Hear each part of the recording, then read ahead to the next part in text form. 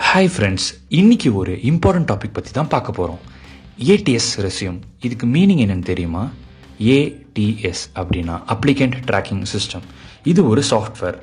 ஒரு ஜாப் ப்ரொஃபைலுக்கு ரெக்ரூட்டர்ஸ்க்கு ஆயிரக்கணக்கான profiles resume receive ஆகும்.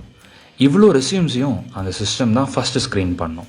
ஸோ நம்ம கம்பெனியோட கரியர் ப்ரொஃபைல்லையோ இல்லை ஜாப் சீக்கிங் பிளாட்ஃபார்ம்ஸ்லையோ அப்லோட் பண்ணுற நம்ம resume next HR or physical ஸ்க்ரூட்டனிக்கு போகணுமான்னு இந்த சிஸ்டம் தான் டிசைட் பண்ணும். இதனால தான் ஏடிஎஸ் ஃப்ரெண்ட்லி ரெஸ்யூம்ஸ் ரொம்ப முக்கியம். பிளெயின் ஃபார்மெட்டில் கீவேர்ட்ஸ், ஜாப் டிஸ்கிரிப்ஷன் மேட்ச் ஆனாலே போதும். ஃபேன்சி டிசைன்ஸ் அண்ட் டேபிள்ஸ் எதுவுமே தேவையில்லை.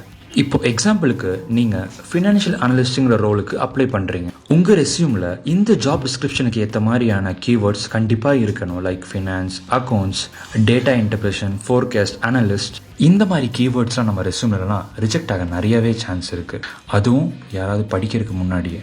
ஸோ நெக்ஸ்ட் டைம் நீங்கள் அப்ளை பண்ணும் போது உங்கள் ரெஸ்யூம் ஹியூமனுக்கு மட்டும் இல்லை, மிஷின் ரீடபிளாகவும் இருக்கான்னு ஒரு டைம் செக் பண்ணிக்கோங்க. இந்த கண்டென்ட் உங்கள் லைஃப்பில் உங்களுக்கு ரிலேட்டபிளாவோ இல்லை இன்ஃபர்மேட்டிவாவோ இல்லை பிடிச்சிருந்தாலோ definitely do like and subscribe. Signing off, CD.